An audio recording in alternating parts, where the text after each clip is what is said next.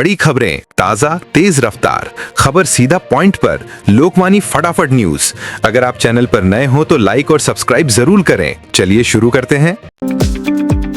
Cyber सुरक्षा app. सरकार ने सभी स्मार्टफोन निर्माताओं को नए डिवाइस पर एक अनिवार्य साइबर सुरक्षा एप्लीकेशन पहले से इंस्टॉल करने का निर्देश दिया, जिसका उद्देश्य मोबाइल धोखाधड़ी पर अंकुश लगाना है। राजभवन अब लोक भवन। केंद्रीय गृह मंत्रालय के निर्देश के बाद देश भर के सभी राज्यों में राजभवन का नाम आधिकारिक तौर पर बदलकर लोक भवन कर दिया गया है। Manipur GST bill pass. संसद ने मणिपुर जीएसटी दूसरा संशोधन विधेयक 2025 पारित कर दिया है। यूपी बीजेपी अध्यक्ष। उत्तर प्रदेश को जल्द ही बीजेपी का नया अध्यक्ष मिल सकता है। लखनऊ में संघ और बीजेपी के बीच समन्वय बैठक हुई। संचार साथी ऐप। संचार मंत्री ज्योतिरादित्य सिंधिया ने स्पष्ट किया कि संचार साथी ऐप पूरी तरह से स्वैच्छिक है। जासूसी के आरोपों को खारिज किया गया।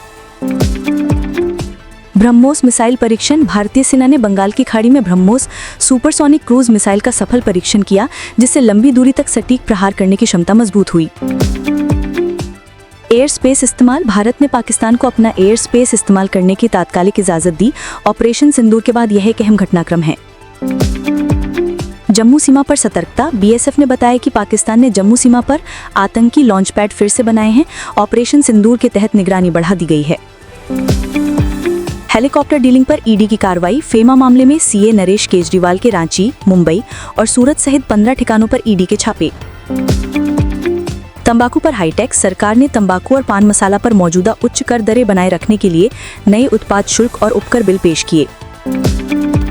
रुपए में गिरावट। अमेरिकी डॉलर के मुकाबले रुपया 42 पैसे की गिरावट के साथ 89.95 के अब तक के सबसे निचले स्तर पर बंद हुआ।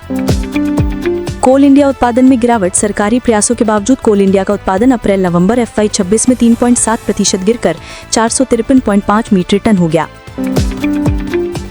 महाराष्ट्र स्थानीय निकाय चुनाव। 246 काउंसिल और 42 नगर पंचायतों के लिए मतदान जारी है।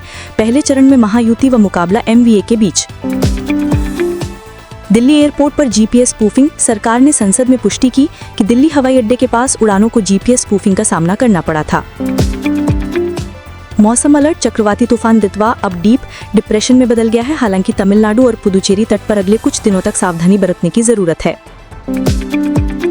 हैदराबाद में AQI प्रदूषण खतरनाक स्तर पर पहुंच गया है। शहर के कई इलाकों में AQI का स्तर 200 के पार दर्ज किया गया। यूपीपीसीएस 2025 परिणाम। यूपीपीसीएस प्रारंभिक परीक्षा 2025 का परिणाम घोषित। 11,727 अभ्यर्थी मुख्य परीक्षा के लिए पास हुए। SC का बड़ा फैसला। सुप्रीम कोर्ट ने राज्यों में सार्वजनिक संपत्ति के नुकसान से संबंधित लंबित मामलों को शीघ्रता से निपटाने के लिए विशेष फास्ट ट्रैक कोर्ट स्थापित करने का निर्देश दिया। प्रदूषण पर निर्देश। दिल्ली NCR में गंभीर वायु प्रदूषण को देखते हुए हाई कोर्ट ने इमरजेंसी कंस्ट्रक्शन बैन को जारी रखने और सभी स्कूलों को ऑनलाइन मोड में शिफ्ट करने का निर्देश दिया। जेल सुधार। केंद्रीय कानून मंत्री ने जेलों में कैदियों के लिए मानसिक स्वास्थ्य परामर्श को अनिवार्य बनाने के लिए एक व्यापक सुधार योजना की घोषणा की। इसरो का नया मिशन। इसरो ने चंद्रयान 4 मिशन के लिए आवश्यक तकनीकी परीक्षण सफलतापूर्वक पूरा किया। अगले साल लॉन्च की तैयारी।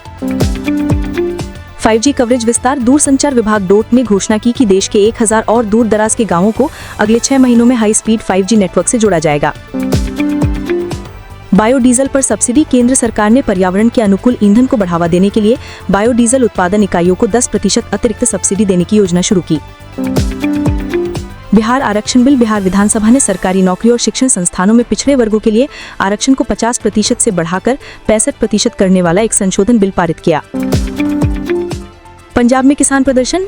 MSP के मुद्दे पर पंजाब के कई जिलों में किसान यूनियनों ने प्रदर्शन किया, जिसके कारण प्रमुख राजमार्गों पर ट्रैफिक जाम हुआ। महाराष्ट्र में सड़क परियोजना। मुख्यमंत्री ने मराठवाड़ा और विदर्भ क्षेत्रों को जोड़ने वाली 3500 करोड़ रुपए की नई एक्सप्रेसवे परियोजना का उद्घाटन किया। दिल्ली की जल सप्लाई। यमुना नदी में गिरते जलस्तर के कारण राष्ट्रीय राजधानी में जल संकट गहराया। सरकार ने पानी के विवेकपूर्ण उपयोग की अपील की।